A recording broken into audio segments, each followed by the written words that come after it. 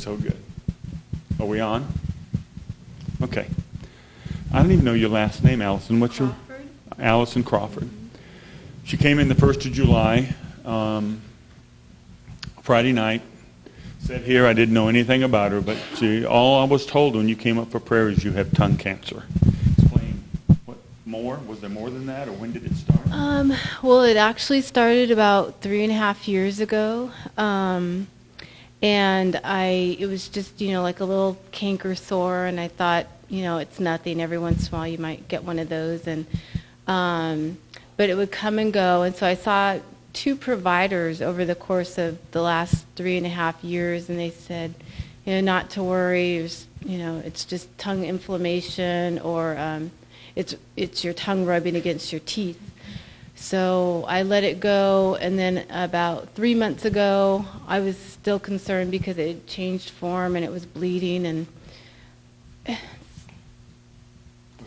so I saw a doctor again, and she was really concerned, and she told me to have some biopsies done, which I did, and they came back very concerning, and they said they wanted me to have surgery immediately. And so I went in the following week and had a part of my tongue removed, and and they went to the back of the throat just to be sure. How long was That was May 5th of this year. Of this year, yeah.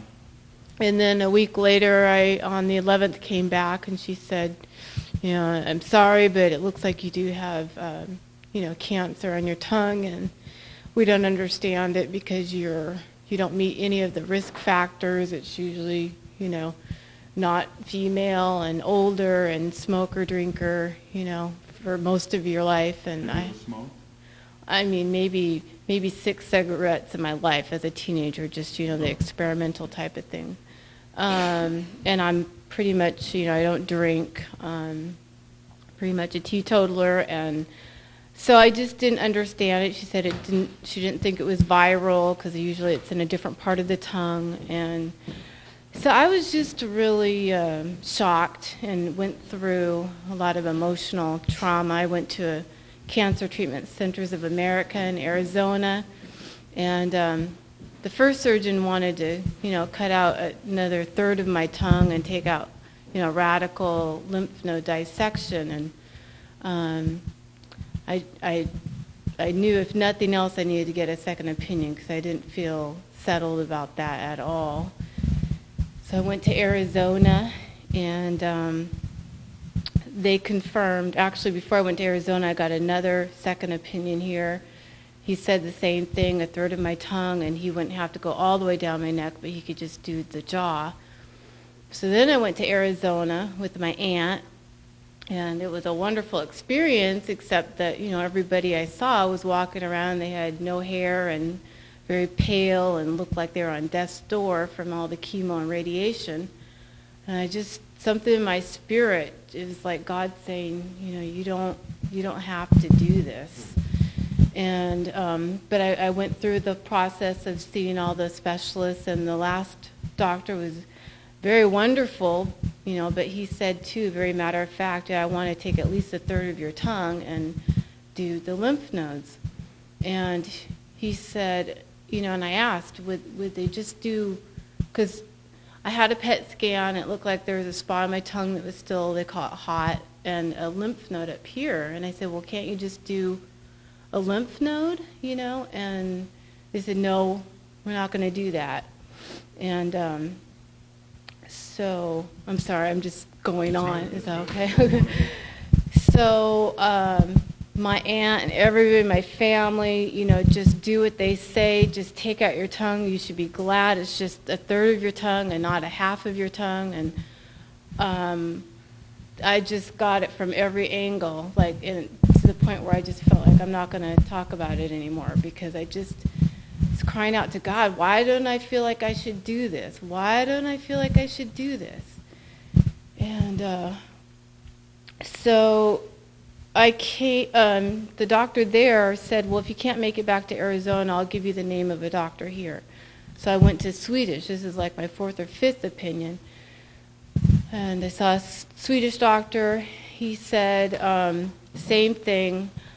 We should remove a third of your tongue. And I said, can't we just take out one lymph node? And he said, no, I'm not going to cherry pick. We need to do the whole thing. And, but he was waiting for the PET scan results and before he would make a final determination. And I said, well, can I at least just do a neck biopsy? Just if there's a spot that looks suspicious, can we just do that? And he said, well, okay. And that was like a little miracle in and of itself, because it just seemed like all of the surgeons were so reluctant, resistant to do anything, to just, as like, why take out normal, healthy tissue? So he agreed to do that, and I had a peace about that, which surprised me, because I thought, I'm usually no medications, it was my first surgery of my life, but I had a peace about it, something, God, it's just, I don't know how to explain it, just a peace, like it's going to be okay, you need to do this to get them off your back, nothing else. So I made the appointment, and that took place last week. And I went in, and as I was sharing with Rose, I was anxious to know, if they could tell me right away. Because we had prayed that I had come in that morning, and you had prayed over me. And 2 weeks before that, I had received shocking deliverance that I didn't realize I was going to be going through. Yeah, I was just... In fact, that morning, or that evening, I told Rose, I said, I don't think I need prayer. I'm walking in my healing. And she must have, she's so unassuming, but we've just been a perfect match, because she's just very quiet, and I didn't feel pressure at all, and I came up and had a real spiritual breakdown or breakthrough. I don't breakdown and then a breakthrough. So when you came up that Friday evening, stood up here, and we began to pray for you, nothing really happened for the first, and you can add in, because what you saw and what we saw is a little bit different. As we began to pray for you, one of the young ladies that's not here today stepped up and began to sing over you. And as she began to do that, something began to break. Do you remember that? I do. What do you remember?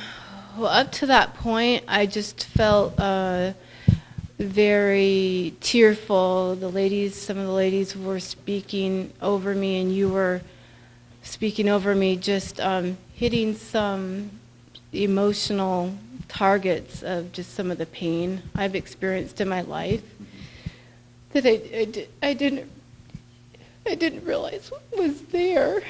And so I was tearful, but I don't notice that I experienced anything, but maybe afterwards I could say I felt heavy, but during it I didn't realize that. And you guys kept persisting in prayer over me, and it wasn't until she came up and started singing that I felt my neck. I just felt pulled back. I don't know what it was other than,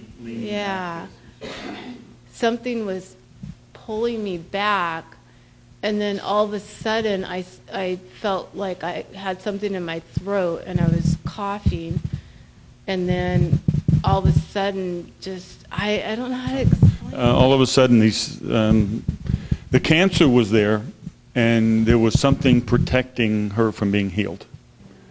And the Lord said her father, and I walked up to Alison and said something about your father. And if you don't want to share about your dad, you just met him 4 years ago, right? Yeah. You said? Yeah, I felt God was.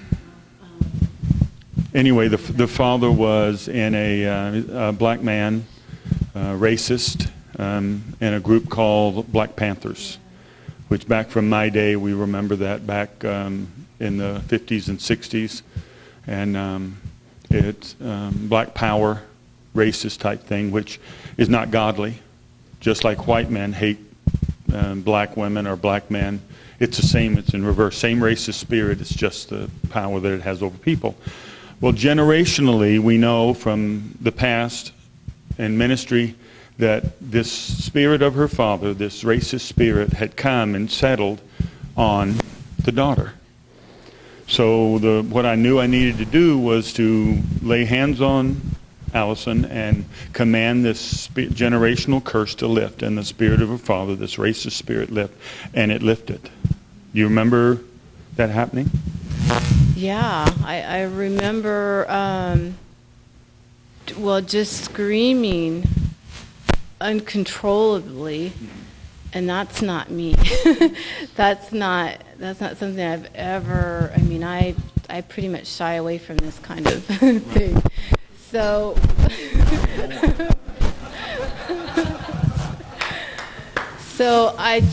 and then I felt that you said also something about I call that spirit of death out of you, and I could feel it. I felt like I wanted to drop on the floor, and I felt like I couldn't breathe very deeply. But the ladies were holding you up. They were holding me up, yeah. Yeah, and I didn't want to be held up. It was weird.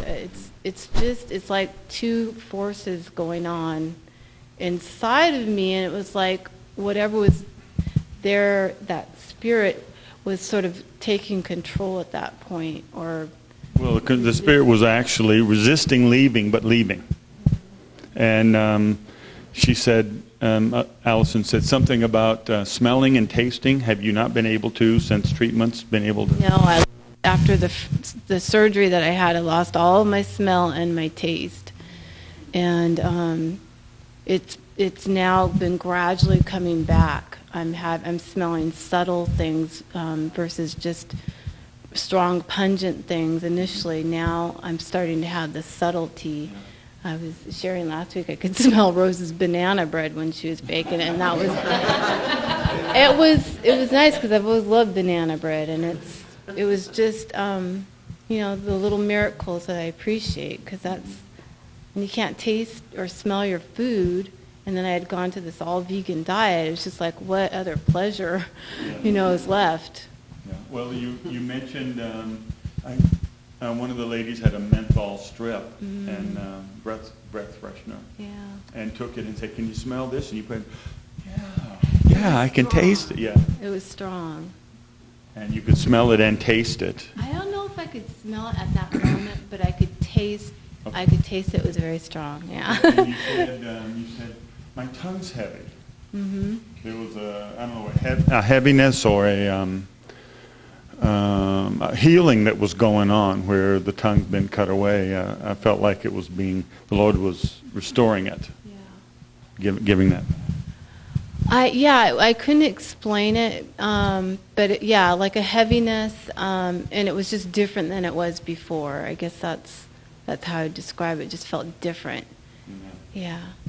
Amen. So the only thing that we see lots of cancers healed, but in this circumstance, Alison couldn't get healed because of the cancer was captured by this racist spirit from her generational line. Now, as this lifted, you started immediately. I mean, the swelling in your neck went away. We could see the swollen lymph nodes. We could see all that, and we watched. As she walked out, we said, "Oh, look, all the swelling." So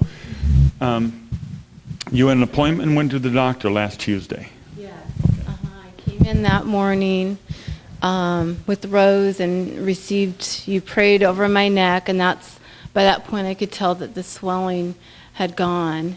And so I went to Swedish, and not knowing what to expect with the neck biopsy, they had me there and they prepped the area, and as I understood it, there's a sonographer tech that comes in, and then there's a lab tech, and then a pathologist, and then the radiologist. So that they don't have to bring you back another time, they have a pathologist while they are doing the needle biopsy. They have a pathologist that looks at the cells to see if they have enough, and if they don't, then they'll go back in. So the sonographer came in, and I asked, would they be able to tell right away if there's cancer cells or not? And she said, no, we don't do that. You have to wait for the final results. The pathologist is only coming to see if we need more cells. So then the lab tech came in, and just sometimes, because it depends on who you talk to, you get different answers. I thought, I'm going to ask this person too. And I said, do you know, once the pathologist has the cells, can they tell me what it looks like? And she said, no, we don't, same thing. We don't do that. We have to wait for the final word on Friday.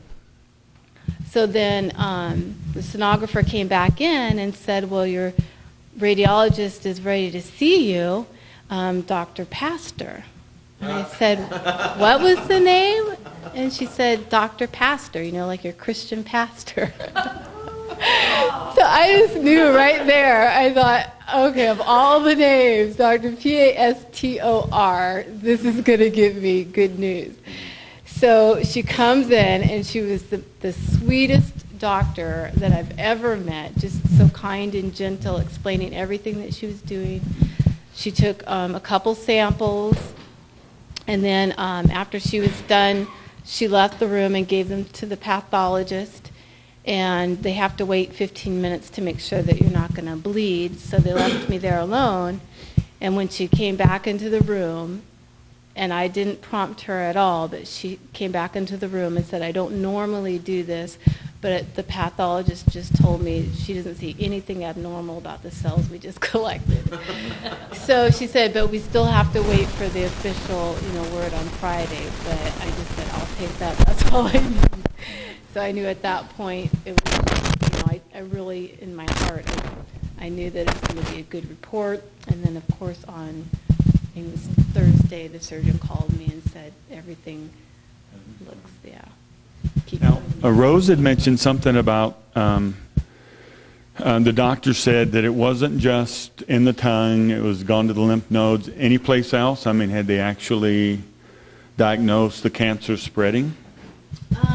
No. They thought that there were a couple hot spots, and that was mostly in the lymph node and the tongue. But it's all gone. Amen. Amen. Isn't the Lord good?